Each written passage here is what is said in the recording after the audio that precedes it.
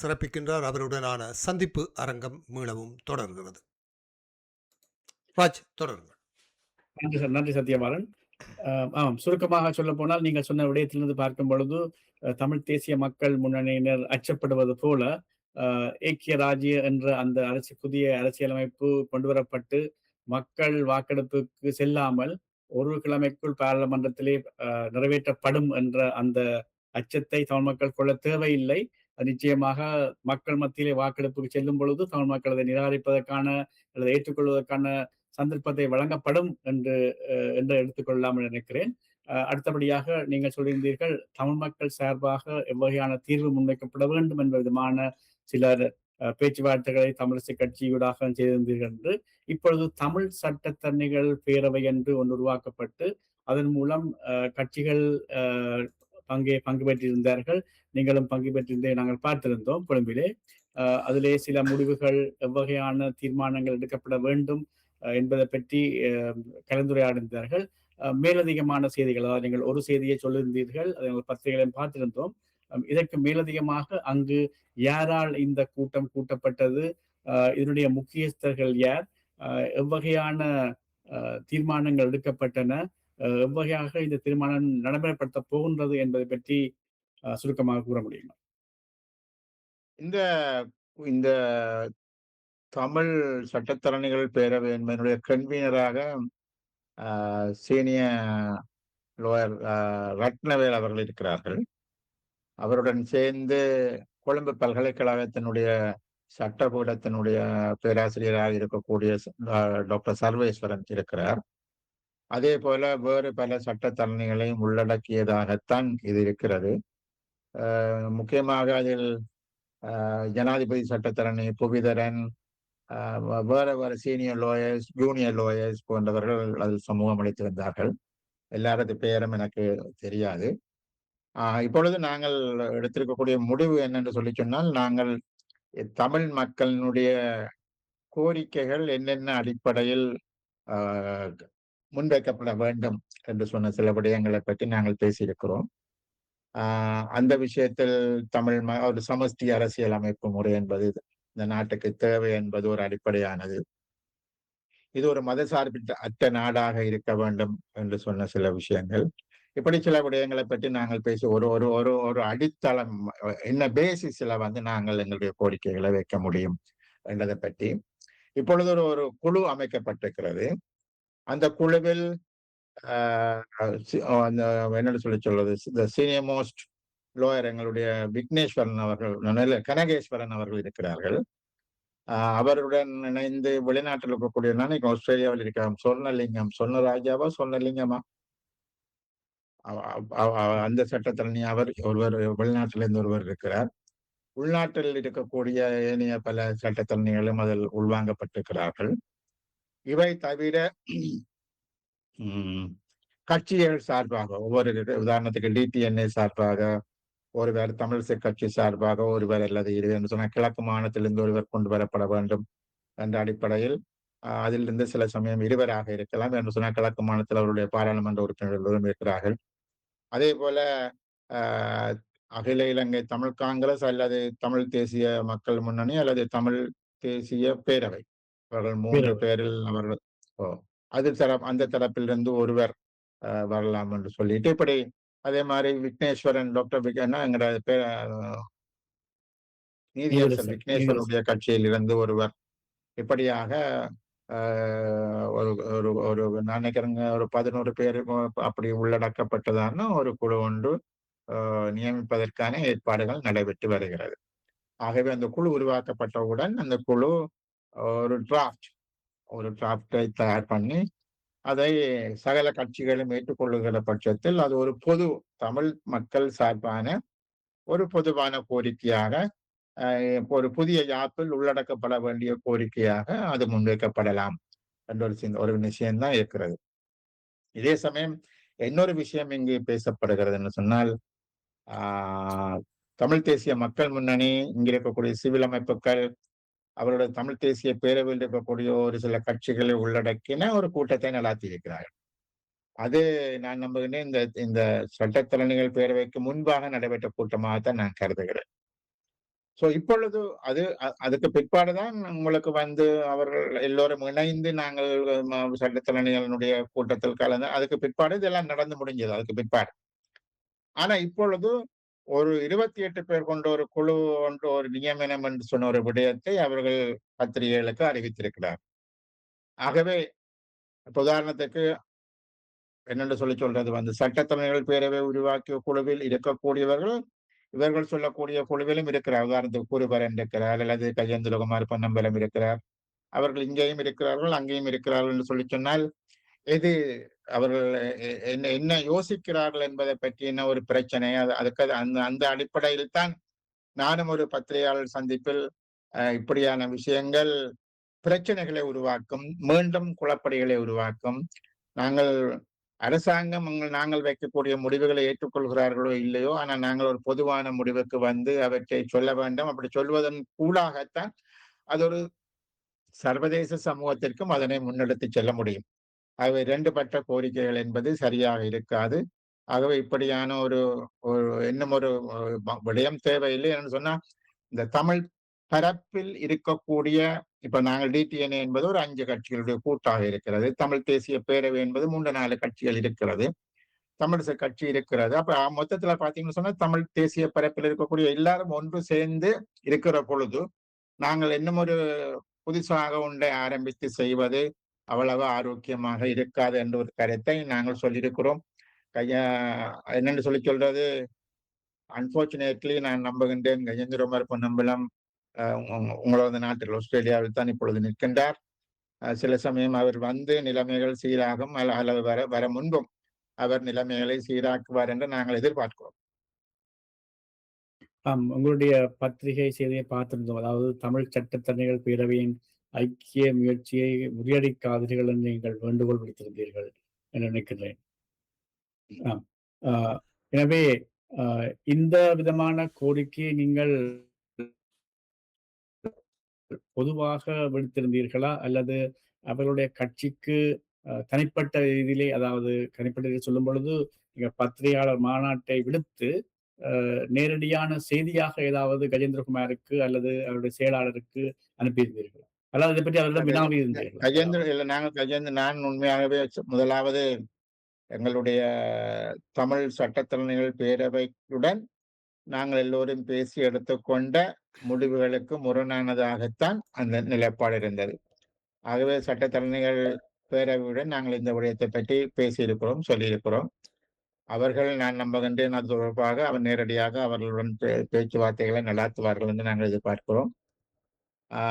ஆகவே அதனை தொடர்ந்து முன்னெடுத்துச் செல்வதற்கான நடவடிக்கைகளை அவர் மேற்கொள்வார்கள்.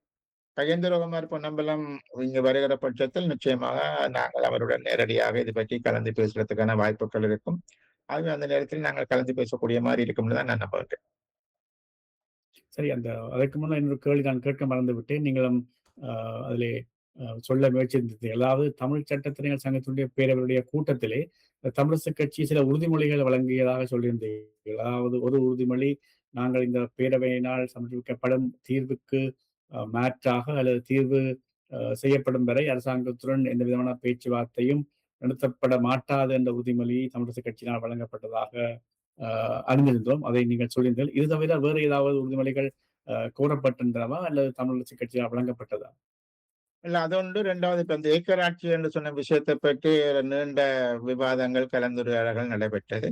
இறுதியில் நாங்கள் ஏக்கராட்சியை பற்றி நாங்கள் யாருடனும் இப்பொழுது நாங்கள் என்ன முடிவெடுக்க போறோமோ அதை பற்றித்தான் பேசுவோமே தவிர, இந்த ஏக்கராட்சி அந்த விஷயங்களை பற்றி எல்லாம் நாங்கள் இப்பொழுது பேச மாட்டோம் என்று சொன்ன விடயங்கள் எல்லாம் அந்த உறுதிமொழியாக சொல்லப்பட்டிருக்கிறது. அதெல்லாம் சொல்லப்பட்டிருக்கு. இந்த இந்த இந்த முடிவு நீங்கள் எடுக்கும்போது அதாவது ஒரு உடன்பாட்டுக்கு எல்லா தமிழ் கட்சிகளும் வந்தால் அடுத்து வரும் தேர்தல்களிலே அதை அடிப்படையாக அல்லது அதை ஒரு தேர்தல் விஞ்ஞாபனமாக வைத்துத்தான் தமிழ் மக்களிடம் வாக்கு கேட்க போகிறீர்களா, அல்லது இது ஒரு தீர்வுக்காக அரசாங்கத்திடம் சமர்ப்பிக்கப்பட போகிறதா? எப்படி இது ஒரு தீர்வுக்காக என்பதுதான் என்னுடைய முதலாவது கருத்து. அதான் தேவை. தேர்தலை பற்றி பேசுறதுக்கு too early to say. தேர்தல் வார்த்தைக்கு 4 வருஷத்துக்கிட்ட இருக்குது. இப்ப தேர்தலை பற்றி நாங்கள் பேசுறதுல எந்த அர்த்தமும் இருக்காது. இரண்டாவது வந்து இந்த விஷயத்துல நாங்கள் ஒன்றுபட்டு இருக்கிறோம் என்பதற்காக எல்லா விஷயத்திலும் எல்லாரும் ஒன்றுபட்டு இருப்பினும் என்று சொல்லியும் இல்லை. ம். ஆகவே இந்த ஒரு பொது விஷயத்தில் ஒன்றுபட்டு இருப்பது என்பது நல்ல விஷயம். ம். ஆகவே அதில நாங்கள் தமிழ் மக்கள் சார்பாக நாங்கள் ஒன்றுபட்டு இருப்பது என்பது நல்ல விஷயம். சில சமயம் தேர்தல் ஒன்று வருகிற பொழுது வேற வேற தேர்தல் என்று வருகிற பொழுது பல்வேறுபட்ட விஷயங்கள் வரும். ஆகவே அதுல பல்வேறுபட்ட மாற்றங்கள் வரலாம். அது அது நான் நம்புகிறேன். அதைப் பற்றி இப்ப பேசுறதுல அர்த்தம் இல்ல. சரி, சரி, இட்ஸ் சரி. Too early. ம். ம். ஆம். இந்த தமிழ் சட்டத்தரணிகள் பேரவை அமைப்படுவதற்கு முன்னர், திருவண்ணாமலையிலே ஒரு குழுவினர் ஒரு கூட்டத்தை நடத்தி, அங்கே திருமலை அ பிரகடனம் என்ற விதமான ஒரு பிரகடனம் செய்திருந்தார்கள். அதற்கு மேலதிகமாக கஜேந்திரகுமார் தலைமையிலே யாழ்ப்பாணத்திலும் ஒரு கூட்டம் நடைபெற்று, அங்கேயும் சில முடிவுகள், அதாவது திம்பு கோட்பாட்டின் அடிப்படையிலே பேச்சுவார்த்தைகள் நடத்தப்பட வேண்டும் என்ற முடிவும் எடுக்கப்பட்டிருந்தது. இங்கே இந்த 2 இடங்களிலும் எடுக்கப்பட்ட முடிவுக்கும் தமிழ் சட்டத்தரணிகள் பேரவையில் எடுக்கப்பட போன்ற முடிவுக்கும் இடையிலே ஏதாவது ஒற்றுமைகள் அல்லது அந்த உடன்பாடுகள் இருக்கும் என்று நாங்கள் கருதலாமா? அல்லது அவைகள் புறக்கணிக்கப்பட்டு இவர்கள் ஒரு புதிசாக ஒரு தீர்வு திட்டத்தை முன்மொழிவதற்கான சாத்தியக்கூறுகள் இருக்கு என்று எடுத்துக்கொள்ளலாம். வெளிநாட்டில் புலம்பெயர் 15,00,000 புலம்பெயர் மக்கள் இருக்கணும். பல்வேறுபட்ட குழுக்களாக இருக்கணும். பல்வேறுபட்ட குழுக்களுக்கும் பல்வேறுபட்ட தேவைகள் இருக்குது. அந்த தேவைகளை நிறைவேற்றிக் கொள்வதற்கு இங்கு உள்ளவர்களுடன் தொடர்புகளை ஏற்படுத்திக் கொள்கிறார்கள். ம்ஹ்ம். உங்களுக்கு உங்க ஹிமாலயன் பிரகடனம் என்று சொல்லி ஒன்று வந்து அதை நீங்க விட்டுட்டீங்க. ஓ! ம். ம். கொஞ்ச காலத்துக்கு முன்னுக்கு ஹிமாலயன் பிரகடனம் என்று சொல்லி ஒன்று வந்துச்சு. அது உங்களுக்கு தெரியும். அப்படி ஒன்று வந்துச்சுது. ஓடுபட்டு திரிஞ்சார்கள், பேசினார்கள். இது யாரோட பேசுனீங்கள் என்று பெரிய விவாதம் எல்லாம் நடந்துச்சு. இப்ப அத காண இல்ல. இப்போ திருவண்ணாமலை பிரகடனம் என்று சொல்லி ஒன்று வந்திருக்குது. யாருடைய சில தேவைகளை நிறைவேற்றுவதற்காக அது கொண்டு வரப்பட்டது. அந்த பிரகடனம் வந்ததோட அதைப் பற்றி பிறகு அதைப் பற்றி யாரும் எதுவும் பேசுறதாக நான் அறியல. ம். இது உங்களுக்கு விட என்ன தமிழ் மக்கள் தமிழ் தேசிய பேரவை அவர்கள் ஒரு கூட்டத்தை கூட்டிக்கணும். சிவில் அமைப்புகள் தங்களோட இருக்கக்கூடிய ஆட்களை வைத்து ஒன்று கூட்டி இருக்கணும். அவர்கள் இன்னும் ஒரு தயாரிப்புகளையும் செய்ய இல்ல. அதே சமயம் இப்ப என்னென்று சொல்லி சொல்ல நான் ஏற்கனவே சொன்ன மாதிரி தமிழ் சட்டத்தணிகள் பேரவையோடையும் அவர்கள் இணங்கி வேலை செய்கிறார். ம். ஆனா அதே சமயம் சின்ன ஒரு குழப்பகரமான ஒரு அறிக்கைகள் அண்மையில் வந்தது. அந்த குழப்பகரமான நிறைய விஷயங்கள் முடிக்கப்பட வேண்டும். அவை நிறுத்தப்பட வேண்டும் என்பதுதான் இப்ப இருக்கக்கூடிய விஷயம். அவை தவிர என்ன பொறுத்தவரையில வந்து இப்பொழுது எல்லோரையும் உள்ளடக்கின தமிழ் மக்களினுடைய கோரிக்கைகளை முன்வைக்கக்கூடியதான ஒரு ஒரு ஒரு அது நான் பிரகடனம் என்று சொல்ல மாட்டேன். We are trying to make a draft. ம். தமிழ் மக்களினுடைய தேவைகளை புதிய அரசியல் யாப்பில சேர்ப்பதற்கான ஒரு டிராப்ட வந்து எல்லோரும் இணைந்து நாங்கள் ஒரே குரலில் ஒரே மொழியில சொல்ல வேண்டும் என்பதுதான் உள்ள விடயம். நாங்கள் அதை நோக்கி போகிறோம். அது நல்ல முறையாக முடிய வேண்டும் என்பது எங்கள மாதிரியான சில பேர்ட்ட விருப்பமாக இருக்கிறது. என்று சொன்னா அது என்னுடைய கட்சி பிரச்சனை அல்ல. அது தமிழ் மக்களுடைய பிரச்சனை. ஆகவே கட்சி பிரச்சனை வந்தால் யாரும் ஏசலாம், பேசலாம், ஆ துரத்தலாம், என்னவும் செய்யலாம். ஆனா தமிழ் மக்களினுடைய கோரிக்கைகள் அது எல்லோரும் இணைந்து வைக்கிற பொழுது நாளைக்கு வி கேன் கன்வர்ஸ். அத நீங்கள் ஆஸ்திரேலியன் அரசாங்கத்தோடும் பேசலாம். நாங்கள் பல்வேறுபட்ட டிப்ளமேட்ஸோடையும் பேசலாம். ஆகவே வந்து நாங்க சொல்லலாம். இதைத்தான் நாங்கள் எல்லோரும் இணங்கி எடுத்திருக்கிற ஒரு முடிவாக சொல்ல முடியும். ஸோ ஐ திங்க் நான் அது குழப்பம் இல்லாமல் போக வேண்டும் என்பது என்னுடைய தாழ்மையான விருப்பம். கடந்த நல்லாட்சி காலத்தில் கொண்டு வரப்பட்ட திட்டம் ஒரு ஒற்றையாட்சிக்குட்பட்டது என்பதால் தான் அதை தமிழ் கட்சிகள் பலதும் நிராகரித்திருந்தார்கள். இப்போது கொண்டு வரப்படுகிற டிராஃப்ட் வந்து சமஷ்டி அடிப்படையிலான ஒரு தீர்வாக இருக்கும் என்று எதிர்பார்க்கலாம். நாங்கள் வைக்கக்கூடிய டிராஃப்ட் வந்து மோஸ்ட்லி உங்களுக்கு ஃபார் எக்ஸாம்பிள் நீங்க சொன்னீங்க வந்து ஒரு திம்பு கோட்பாடுகளினுடைய அடிப்படையில இது இருக்க வேண்டும் என்று சொன்ன ஒரு கருத்து இருக்குன்னு சொல்லிட்டு. ம். ம். இந்த இதுல பங்கு பெற்றக்கூடிய அனைவரும் உதாரணத்துக்கு இபிஆர்லவா இருக்கலாம், டெலோவாக இருக்கலாம், புளொட்டா இருக்கலாம், ஜனநாயக போராளிகளா இருக்கலாம், தமிழரசு கட்சியாக இருக்கலாம், தமிழ் காங்கிரஸ் இவர்கள் எல்லோருமே வந்து ஏற்கனவே திம்பு கோட்பாட்டுக்கு மேலதிகமாக தனித்தமிழீழம் என்று போராடியவர். ம். ம். சரிதானே? ஆகவே தனித்தமிழீழம் என்ன? தமிழ் மக்களுடைய சுயநிர்ணய உரிமை, தமிழ் மக்கள் தேசிய இனம் என்பது, தமிழ் மக்களுடைய இது எல்லாத்தையும் ஏற்றுக்கொண்டுதானே நாங்கள் தமிழீழத்துக்கு போனாங்க. ஆகவே இவர்கள் வந்து அஹ், இதெல்லாத்தையும் இவர்கள் ஏற்காமல் விட்டுணவும் உண்டு, அச்சப்படுவதற்கு எதுவும் இல்லை. அது முதலாவது. ம். ஆகவே எல்லோரும் வந்து அது சம்பந்தமான ஒரு அது ஒரு தெளிவாக இருக்க வேண்டும் என்று சொல்லி சொன்னால், தமிழ் மக்களினுடைய குறைந்தபட்ச கோரிக்கை தமிழிசை கட்சி என்பது இஸ் a ஃபெடரல் பார்ட்டி தானே அது. ம். ம். தமிழ்ல தமிழிசை கட்சி, பட் ஆங்கிலத்தில் அது ஃபெடரல் பார்ட்டி. ஆகவே அது அது இந்த இப்ப புடிசத்துக்கு எப்படி இலங்கை அரசாங்கம் இந்த ஃபோர்மோஸ்ட் பிளேஸ் என்று சொல்லி சொல்லுதோ, தமிழ் மக்கள் சொல்ற இனம் தங்களுடைய இனப்பிரச்சனை தீர்க்க வேண்டும்னு சொன்னா, அந்த ஃபோர்மோஸ்ட் விஷயம் வந்து இது ஒரு இல்லை, ஃபெடரல் நான் அதை சிஸ்டமாக கேட்டதுக்கான காரணம், நல்லாட்சி காலத்தில் கொண்டு வரப்பட்ட அந்த டிராஃப்ட்ல நேரடியாக சமஷ்டி என்று குறிப்பிட நாங்கள் விரும்பவில்லை. ஆனால் சமஷ்டி அம்சங்களுடன் கூடிய ஒரு தீர்வு என்ற ஒரு விஷயம் பேசப்பட்டது. இதிலும் அப்படித்தான் இருக்கப் போகிறதா? அல்லது நேரடியாக சமஷ்டி என்று இருக்கப் போகும்? முதல்ல இப்ப நான் இதெல்லாம் ஐ ஆம் நாட் த பர்சன். நான் வந்து இன்னும் அந்த குழு ஒன்றை சேரவும் இல்லை, பேசவும் இல்லை. நீங்க நான் ஹைப்போதெட்டிக்கலா வந்து நீங்கள் கேட்கிற கேள்விக்கு நான் மறுமொழி சொல்ல முடியாது. சரி. ம். பட் ஆனா வந்து பேசிஸ் வந்து ஃபெடரலிசம் என்பது. ம். உங்களுக்கு வந்து அது வந்து வெறுமனே வந்து ஓகே, அது ஒரு டிராஃப்ட். ஆனா நீங்க உண்மையில வந்து அரசாங்கம் ஒரு நெகோசியேட்டிங் பொசிஷனுக்கு வருமாக இருந்தால், ம். That is somewhat different. ம். இத இத நாங்கள் எப்படி மேக்ஸிமம் இதை எப்படி கான்ஸ்டிடியூஷனுக்குள்ள கொண்டு போறது என்பதுல தமிழ் தரப்பு கவனமாக இருக்க வேண்டும். ம். ம். இந்த மேக்ஸிமம் தமிழ் மக்களுக்கு சாதகமாக அதை எப்படி உள்ளுக்கு கொண்டு செல்வது. அதற்காக தான் கேட்கிறேன். அதற்காக தான் அது கேட்கிறேன். அது ஆகவே அது இன்றைக்கு நாங்கள் பேசுற விஷயம் இல்லையே. ம். அது வந்து நாங்கள் முதல் வந்து புதிய யாப்புக்கு அரசாங்கம் ரெடி பண்ண வேணும். நாங்கள் எல்லோரும் இணக்கப்பட்டு ஒன்றுக்கு வர வேணும். பிறகு எங்களோட அரசாங்கம் பேச வேணும். பேசுறவங்கள தான் இந்த விஷயம் வரும். அது why don't you wait for some time. சரி, சரி, சரி. பேஷன்ஸோட காத்து கொண்டிருப்போம். சரி, ராஜ், தொடருங்கள். அதான் நாங்களும் செய்யறோம். உண்மைதான். நிச்சயமாக. ம். அடுத்தபடியாக அண்மையிலே தமிழிசை கட்சி பாராளுமன்ற உறுப்பினர் ஸ்ரீதரன் அவர்கள் ஒரு கருத்தை வெளியிட்டிருந்தார். அதாவது துரோகிகளுடன் பயணிக்க நான் தயாரில்லை என்றும், சந்திரகுமார் உங்கள் கூட்டணியில் இருக்கும் வரை அப்படிப்பட்ட கூட்டணியுடன் தாங்கள் தமிழிசை கட்சி ஒரு உடன்பாட்டுக்கு வரக்கூடாது என்று தான் அதை மத்திய குழு கூட்டத்திலே தெரிவித்துள்ளதாக சொல்லியிருக்கின்றார். இப்படி இருக்கும் நிலையிலே எவ்வாறு நீங்கள் உங்களுடைய கூட்டணியும் தமிழிசை கட்சிக்கும் ஏதோ ஒரு விதமான உடன்பாடு வருவதற்கான சாத்தியக்கூறுகள் அவருக்கு கணவர் பதில் சொல் இருக்கிறது நாங்க என்று சொல்ல நாங்கள் முன்னு கணவர் கருதப்படுகிறோம். பதில் சொல்லியிருக்கணும் அவருக்கு.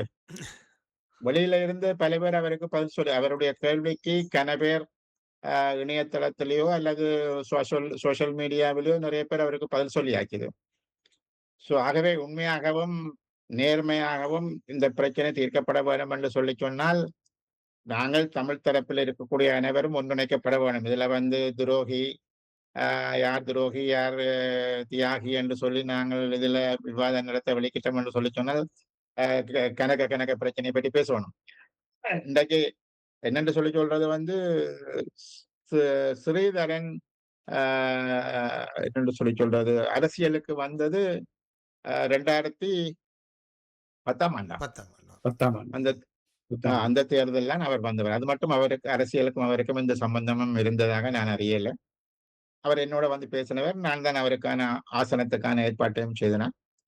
சோ ஆகவே வந்து அதிலே ஒரு ஒரு ஒரு ஆ ஒரு நிமிஷம் தர வேண்டும். இந்த ஆசனத்துக்கான ஏற்பாடு என்பது இபிஆர்எல்எஃப் கூடான ஏபிஆர்ல டிஎன்ஏன்னு குரல். ஏபிஆர்ல ஆ. ஏபிஆர்ல ம். அதுல வேற மாற்று கருத்து எதுவும் கிடையாது. ம். அவர் வந்தவுடன் அவரை இபிஆர்ல அலுவலகம் வந்து அவருக்கு மாலை மரியாதை செய்து அப்படித்தான் அதெல்லாம் வந்து அதற்கான படங்கள், அதுக்கான விளக்கங்கள் எல்லாம் இருக்கு. அதெல்லாம் இப்ப தேவையில்லை. தேவையில்லையா? அவர் இப்ப சில அவர் இப்ப பேருக்கு தமிழிசை சில பேருக்கு கட்சியினுடைய சில பேருக்கு அந்த வரலாறு தெரியாது. ஆ. அதனால தான் கேட்டேன். தமிழிசை கட்சியுடைய தலைமைக்கு போட்டி போடுறார். அது வேற பிரச்சனை. அப்ப இதுல நான் சொல்ல வர விஷயம் என்னன்னு சொல்லி சொன்னால் வந்து, இதுல சந்திரகுமார் சமத்துவ கட்சியினுடைய சந்திரகுமார் தான் அவர் துரோகி என்று சொல்லி சொல்றார். இவருக்கு பல வருடங்களுக்கு முன்பாகவே சந்திரகுமார் அரசியலுக்கு வந்தவர். இபிஆர் லெவல்ல தான் ஆரம்பத்துல இணைஞ்சவர். அதுக்கு பிற்பாடு டாக்டர் சேவானந்தாவோட போய் அவர் நெருக்கமாக இருந்து செயற்பட்டவர். கொஞ்ச காலம் அரசியலை விட்டு ஒதுங்கி இருந்தவர். ம். பிறகு மீண்டும் வந்து அரசியலுக்கு வந்தவர். இப்போ ஒரு தனி கட்சியாக அவர் நடத்துறார். இப்ப அவர் வந்து எங்களோட எல்லாரோடையும் இணங்கி போக வேண்டும் என்று சொன்ன ஒரு விடயத்துக்கு வந்திருக்கிறார். ஆகவே அவர் துரோகி என்று சொல்றதுக்கு அவர் அவர் வந்து ஆயுதம் எடுத்து போராடிய ஒரு போராளி. ஆயுதம் எடுத்து போராடிய பல பேர்ல சரி இருக்கலாம், பிழை இருக்கலாம். ஆனால் நீங்க அந்த காலமெல்லாம் நீங்கள் வாத்தி வேலை பார்த்து போட்டு, நீங்கள் வந்து பார்லிமென்டில் சீட்ட பிடிக்க வேண்டும் என்று சொல்லித்தான் நீங்க தேர்தலுக்கு வந்தீங்க. ஆனா அவர்கள் உயிரைக் கொடுக்கவும் தயாராகத்தான் அவர்கள் வந்தவர்கள். ஆகவே அவர்களை நீங்கள் துரோகி என்ற முத்திரை குத்துறதுக்கான எந்த அதாரிட்டியும் வந்து ஸ்ரீதரனுக்கு இருக்காது. அது அது பிழை. அவர் அப்படி பேசுவது பிழையானது என்பது என்னுடைய கருத்து. என்னிலும் விட மிக கேவலமாக அவருக்கு பதில் சொல்லியிருக்கிறார். ம். ஆகவே அதை அப்படியே விட்டுக்கொள்ளலாம். அதாவது இப்ப இதிலே அவருடைய நிலைப்பாட்டின்படி கிளிநொச்சியில் அந்த வாக்கு வங்கி வந்து ஒரு சேலஞ்ச் வந்துவிடும் என்பதனால் தான் அவர் இவ்வாறு அச்சப்படுகிறார் என்று எடுத்துக்கொள்ளலாம். அதான் உண்மை. அது எல்லாருக்கும் தெரிஞ்ச விஷயம். அது ஆல்ரெடி நிறைய இடத்துல வந்திருக்கு. ம், ம், ம். ராஜ். இதிலே ஒரு சிறிய விளக்கத்தை அறிய விரும்புகிறோம். அதாவது ஸ்ரீதரன் அவர்கள் இபிஆர்எஃப்னுடைய அந்த ஆசன ஒதுக்கீட்டில் தான் போட்டியிட்டதாக நீங்கள் முன்னரும் தெரிவித்திருந்தீங்க பல இடங்களிலே. இதிலே கேட்க வேண்டப்பட்ட கேள்வி என்னவென்று சொன்னால், அவர் தமிழரசு கட்சியில் இருந்து கொண்டுதான் உங்களுடைய கட்சி சார்பாக போட்டியிட்டாரா? அல்லது இபிஆர்எஃப் கட்சியில் சார்பாக போட்டியிட்டு பின்னர் தமிழரசு கட்சியில் சேர்ந்து கொண்டாரா? ஏபிஆர்எல் சார்பாக அவர் போட்டியிட்டு தமிழிசை கட்சியில் சேர்ந்து கொண்டார் என்பதுதான் உள்ள விடயம். ஆனா நாங்கள் சரி. எல்லோரும் தமிழிசை கட்சியினுடைய வீட்டு சின்னத்துல தான் போட்டி போட்டி. போட்டோம். ம், ம். ஆகவே வந்து நான் தமிழிசை கட்சி தான். இப்ப நாளைக்கு தமிழிசை கட்சி சுரேஷன் தமிழிசை கட்சி என்று சொல்லலாம். என்ன சொன்னா நானும் அவர்களுடைய சின்னத்துல நானும் போட்டி போட்டேன். But that is the understanding. அது கட்சிகளுக்கு இடையில் ஏற்பட்ட அண்டர்ஸ்டாண்டிங். ஸ்ரீதரன் எனக்கு 1க்கு 3 தரம் என்னுடைய கொழும்பு இல்லத்திலும் சரி, எங்களுடைய வவுனியா எங்களுடைய அலுவலகத்திலும் சரி, இது தொடர்பாக 3, 4 முறை ஸ்ரீதரன் மாத்திரமல்ல, ஸ்ரீதரன் ஒரு குழுவையும் கொண்டு வந்து வச்சு எங்களோட இந்த பேச்சுவார்த்தைகளை நடத்தி இருந்தார் என்பதுதான் உண்மையான விடயம். ஆனால் இது இப்ப நாங்கள் இதைப் பற்றி பேசுவது காலம் கடந்து போய் இதெல்லாம் ஒரு 10, 15 வருஷத்துக்கு முற்பட்ட விஷயங்கள். ஆகவே அதுகளைப் பற்றி பேசுறதுல எந்த அர்த்தமும் இல்ல. ம். பட் அவருடைய இன்டெகிரிட்டிய பற்றி நீங்கள் யோசிக்கணும்னு சொல்லி சொன்னால் வந்து, இதுதான் அந்த அந்த விஷயம். அவ்வளவுதான். ஓகே. நன்றி, நன்றி, நன்றி. அடுத்தபடியாக இப்பொழுது மீண்டும் இந்த தையிட்டி விவகாரத்திலே சில இழுபறிகள் வந்திருக்கின்றன. அதாவது சற்று 2 நாளைக்கு முன்னர் நில அளவை திணைக்களத்திலிருந்து அளவீடு செய்வதற்கான ஏற்பாடுகள் செய்யப்பட்டிருந்தன. ஆனாலும் கூட கடைசி நேரத்திலே அது ஒத்திவைக்கப்பட்டு மே மாதம் 15ஆம் தேதி வரை ஒத்திவைக்கப்பட்டதாக சொல்லப்படுகின்றது. இதற்கு சந்திரசேகரன் அவர்கள் வரவில்லை என்றும், கல்யாணத்துக்கு நாள் குறித்துவிட்டு மாப்பிள்ளையை காணவில்லை என்பது கூட கேலி செய்யும் விதமாக பத்திரிகையிலே செய்தியும் போடப்பட்டிருந்தது. இந்த தைவிட்டி விவகாரம் சம்பந்தமாக தற்பொழுது அங்கிருக்கும் நிலைமை என்ன? உங்களுடைய கட்சி மற்றும் தமிழிசை கட்சி போன்றவை எவ்வகையான நடவடிக்கையை இது சம்பந்தமாக எடுத்து வருகிறார்கள் என்று அறிய முடியும்? முதலாவது இந்த நில அளவை என்று சொன்ன விஷயத்த கொண்டு வந்தது வந்து சந்திரசேகரன் அமைச்சரும், அப்புறம் யாழ்ப்பாண ஜி.ஏ அவர்களுக்கெல்லாம் இந்த விஷயங்கள் பேசப்பட்டது. அவர்கள் அந்த சம்பந்தப்பட்ட நில உரிமையாளர்களை கூப்பிட்டு, உங்களுக்கு காணி நாங்கள் தரப்போறோம். உங்களோட காணி உங்களுக்கு தான் சொந்தம். ஆகவே நீங்கள் அளப்பதற்கு சம்மதம் தெரிவிக்க வேணும் என்று சொன்ன ஒரு ஒரு விஷயம் வந்து அவர்களுக்கு திரும்ப திரும்ப சொல்லப்பட்டது. ஆனால் எல்லோருக்கும் ஒரு அச்சம் இருந்தது. அளந்து போட்டு காணியை தராம போனால் என்ன செய்வது? அளந்து முடிஞ்சதுக்கு ம். பிற்பாடு அது சுவீகரிக்கப்பட்டு விட்டது என்று சொல்லியும் சொல்லலாம் தானே என்ற ஒரு பிரச்சனை இருந்துச்சு. ஆகவே அது ஒரு பக்கம் ஒரு பக்கத்துல இருந்த அச்சம். காணி உரிமையாளர்களுக்கும் இருந்த அச்சம். மற்ற பக்கத்துல வந்து காணிகளை கொடுக்க முடியாது என்று சொன்னத வந்து இப்பொழுது இருக்க ஒரு தையிட்டி விகாராதிபதி அவர் காங்கேசந்துர போலீஸ்ல வந்து ஒரு கேஸ் ஃபைல் பண்ணியிருக்கிறார். இந்த காணியை நாங்கள் விட்டுக் கொடுக்க முடியாது. இப்படி வந்து அடாத்தாக வந்து அளக்க வாரது, செய்ய வாரதை நாங்க ஏற்றுக்கொள்ள மாட்டோம் என்று சொல்லிட்டு அவர் சொல்லியிருக்கிறார். ஆகவே அங்க போலீசார் குவிக்கப்பட்டு அந்த காணி அளக்க விடாமல் செய்யப்பட்டது என்பதுதான் உள்ள விஷயம். இதற்காக மக்களுக்கு உறுதிமொழி கொடுத்து செய்தவர்கள் வந்து அவர் அவர் என்ன அவர் நோர்வேல நிக்கிறார் அமைச்சர். ம். அமைச்சர் அவர் ஏன் போனார்? என்னத்துக்கு போனார்? அவர் உண்மையில வந்து எல்லாரும் சொல்ற மாரி அவர் வந்து அந்த அளவீட்ட வந்து பின்னுக்கு தள்ளி போட்டிருக்கலாம். அவர் தானே முன்னுக்கு நின்று இந்த அளவீடுகளை செய்து அளவீடுகளை செய்வதல்ல முக்கியமானது. அது எழுத்து மூலம் அவர்கள் இந்த வீட்டு காணி உரிமையாளர்களுக்கு எழுத்து மூலம் ஒரு உத்தரவாதம் கொடுக்க வேண்டும். இந்த காணிகள் உங்களுக்கு மீள ஒப்படைக்கப்படும் என்ற உத்தரவாதம் கொடுக்கப்பட வேண்டும். ஏனைய இடங்களில் காணிகள் விடுவிக்கப்பட்ட பொழுது இந்த பிரச்சனை வரையில்லை. காணிகள் விடுவிக்கப்பட்ட காணிகள் வந்து அந்த பிரதேசத்தினுடைய செயலாளர் அவர்களிடம் ஒப்படைக்கப்படும்.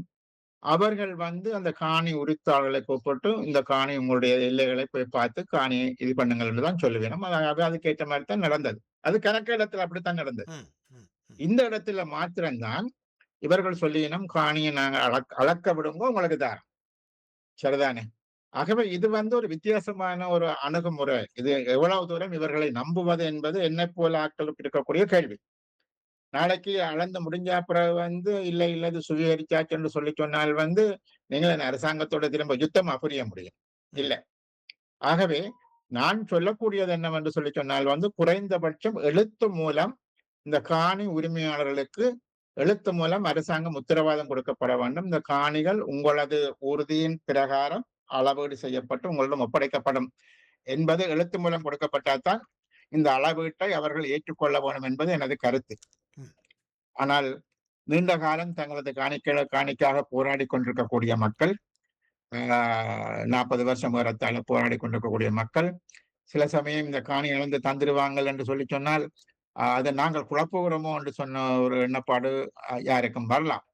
ஆகவே அந்த மக்கள் அதை பற்றி யோசிக்க வேணும். அரசாங்கம் சந்திரசேகருக்கு நான் சொல்லக்கூடிய, அவர் ஒரு அமைச்சர் என்ற அடிப்படையில நான் சொல்லக்கூடிய விஷயம், சந்திரசேகர் ஒரு அமைச்சர் என்ற அடிப்படையில குறைந்தபட்சம் அரசாங்கத்தின் சார்பாக அவர் எழுத்து மூல உறுதிமொழியை அந்த மக்களுக்கு கொடுக்க வேண்டும் என்பது நான் குறைந்தபட்சம் நாங்கள் அவரிடமிருந்து எதிர்பார்க்கக்கூடிய ஒரு விடயம். அவர் சொல்லி போட்டு நோர்வேக்கோ சுவிஸுக்கோ ஓடுவது அவ்வளவு அர்த்த புஷ்டியான விஷயம் அல்ல. ம். ம். சரி. இதே போன்ற ஒரு விடயம்தான் வடுக்கினாரி மலை தொடர்பாகவும் சர்ச்சைக்குரிய கருத்தை புத்த சாசன அமைச்சர் பார்லமெண்டத்திலே வெளியிட்டிருக்கின்றார். இப்படியான செயற்பாடுகளுக்கு உங்களுடைய கூட்டணி எவ்வகையான எதிர் நடவடிக்கை அல்லது எதிர்வினைகளை ஆற்றியிருக்கிறீர்கள்? நான் உண்மையில இது பற்றி ஒரு பத்திரிகையாளர் சந்திப்பை நடத்தியிருந்தேன். அந்த பத்திரிகையாளர் சந்திப்பு அதற்கு முக்கியத்துவம் கொடுப்பதிலும் கூட தமிழிசை கட்சிக்கும் எங்களுக்கும் இடையில் உள்ள உறவை பற்றித்தான் முக்கியத்துவம் கொடுத்திருந்தார்கள். நான் ஒரு பத்திரிகையாளர் சந்திப்பை நடத்தியதற்கு காரணமே வடக்கு மலை பிரச்சனை தொடர்பானது. ஏனென்று சொல்லி சொன்னால் வந்து, இலங்கை அரசாங்கம் சில விடயங்களை, அது எந்த அரசாங்கம் இருந்தாலும் ஒரு பிழையான முறையில் கையாளுகிறார்கள் என்பது முதலாவது விடயம். சொல்லி சொன்னால், பௌத்தம் இலங்கைக்கு வந்தது 3ஆம் நூற்றாண்டு. அசோகனுடைய சங்கமித்திர பௌத்தத்தை இங்க கொண்டு வந்தது 3ஆம் நூற்றாண்டு. இந்த பௌத்தம் இலங்கைக்கு வந்த பொழுது இங்க இருந்தது வந்து தேவநம்பிய தீசன். அவர்கள் சிங்களத்துல திஸ்ஸ என்றவனும் தேவநம்பிய தீசன். தேவநம்பிய தீசனுடைய அப்பாவினுடைய பெயர் வந்து மூத்த சிவன். ம். ஒரு விஷயம் உங்களுக்கு விளங்க வேணும். மூத்த சிவன் என்பது அப்ப சைவமும் தமிழும் சேர்ந்து அங்கு இருந்திருக்கிறது. அந்த நேரத்துல தான் இந்த பௌத்தம் என்பது இலங்கைக்கு வந்திருக்கிறது. அப்ப இந்த இந்த என்னென்று சொல்றது, இந்த வடுக்குநாரி மலையில ஸ்கிரிப்ட், அதாவது பௌத்தம் சம்பந்தமான ஒரு ஸ்கிரிப்ட் இருப்பதாகத்தான் அவர்கள் சொல்லியணும். ஓகே, இருக்கலாம். அது இருக்கக்கூடாது என்பது அல்ல. ஆனால் அது 2ஆம் நூற்றாண்டு அந்த ஸ்கிரிப்ட் எழுதப்பட்டிருப்பதாக சொல்லப்படுது. அதுவும் சரியாக இருக்கலாம். உங்களுக்கு கிறிஸ்துவுக்கு முன் 2ஆம் நூற்றாண்டில் அது எழுதப்பட்டதாக இருந்தால், அப்பொழுது இருந்தது தமிழ் பௌத்தர்கள் தான் இருந்தார்கள். உங்களுக்கு சிங்களம் வந்து உங்களுக்கு வந்து மொழி எப்பொழுது வருகிறது என்று சொன்னால் 6ஆம் நூற்றாண்டுக்கு பிற்பாடு சிங்களம் மெல்ல மெல்ல சிங்களம் என்று சொன்ன ஒரு மொழி ஆரம்பமாக பார்க்கிறது. அதுல பாத்தீங்கன்னு சொன்னா, ஏன் என்று சொன்னா, பௌத்தம் வந்தது பாலி மொழியில, ம். இங்க இருந்தது வந்து தமிழ் மொழி. ஆகவே உங்களுக்கு வந்து இந்த தமிழ், பாலி, சமஸ்கிருதம் இவை எல்லாவற்றையும் கலந்து தங்களுக்கான ஒரு மொழி வேணும் என்று சொல்லி உருவாக்கப்பட்டதுதான் இந்த சிங்களம் என்ற மொழி. ஆகவே பௌத்தம் வருகிற பொழுது சிங்களம் இருக்கவில்லை. சிங்களம் வந்தது கிறிஸ்துக்கு பின் 6ஆம், 7ஆம், 8ஆம் நூற்றாண்டுகள் தான் அது அது ஒரு மொழியாக பரிணமிக்கிறது. மிக அண்மை காலத்தில் மலலசேகரா என்று சொல்லக்கூடிய ஒரு ஒரு ஒரு என்னென்று சொல்றது, அவர் ஒரு ஆந்த்ரோபாலஜிஸ்ட். அவர் இந்த மொழியினுடைய என்னென்று சொல்றது, செழுமை போதாது, சொல்லாடல்கள் போதாது என்பதற்காக அண்மை காலத்தில் அவர் சன்ஸ்கிரிட்டிலிருந்து மிக பெருமளவிலான சொற்களை சிங்களத்துக்கு எடுத்திருக்கிறார். அது தப்பு கிடையாது. ம். தங்கள் மொழியை வளப்படுத்துவதற்காக எடுத்திருக்கிறார். ஆகவே அந்த அந்த மலரசேகர் என்பவன் வந்து சன்ஸ்கிரிட், சமஸ்கிருதத்துல ஒரு எக்ஸ்பர்ட்டாயும் இருந்திருக்கிறார். ம். ஆகவே அவர் அதுல இருந்து பல மொழிகள், பல சொல்லாடல்களை வந்து இதுக்கு கொண்டு வந்திருக்கிறார் ஒரு விஷயம் இருக்கு.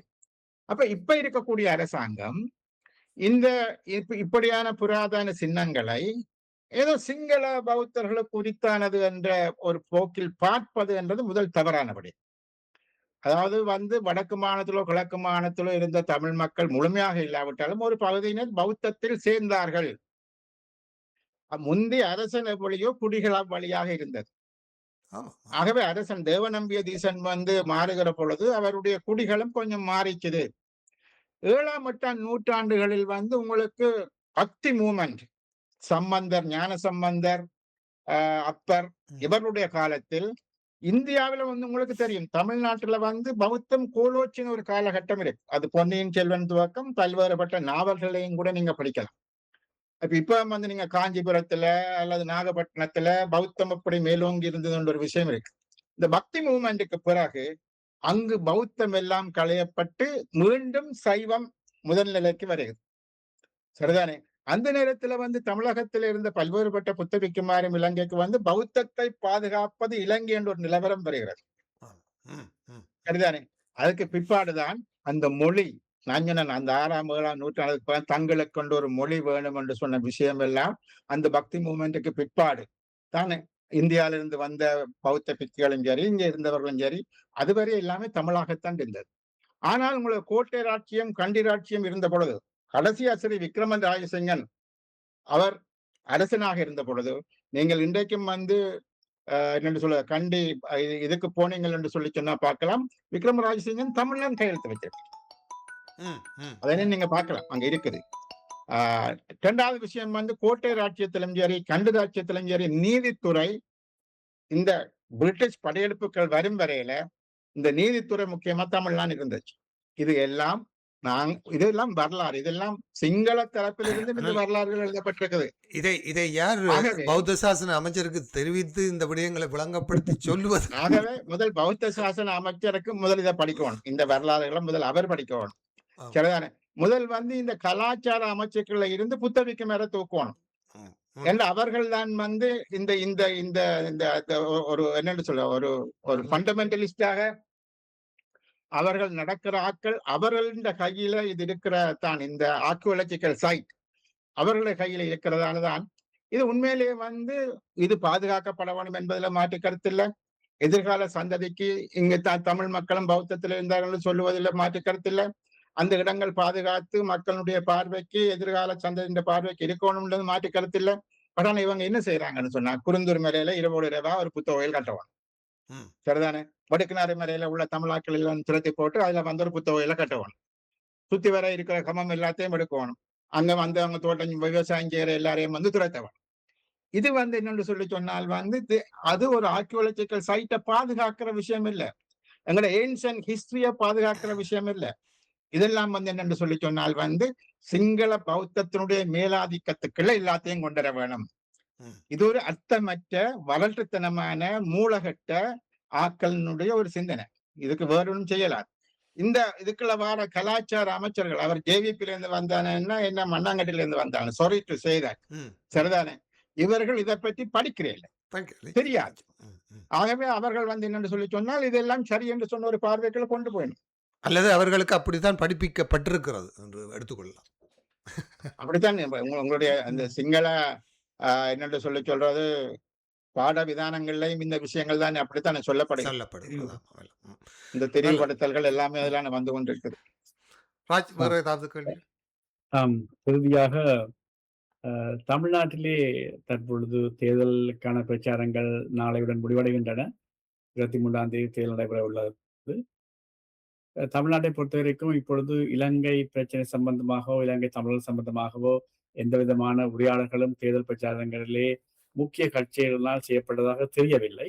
அப்படி இருக்கும் நிலையிலே தமிழ்நாடு தேர்தலிலே யாருடைய கட்சி வெற்றி பெற்றால் எங்களுக்கு ஏதாவது சாதகமான வழி பிறப்பதற்கான உதவி கிடைக்கும் என்று நீங்கள் எதிர்பார்க்கிறீர்கள்?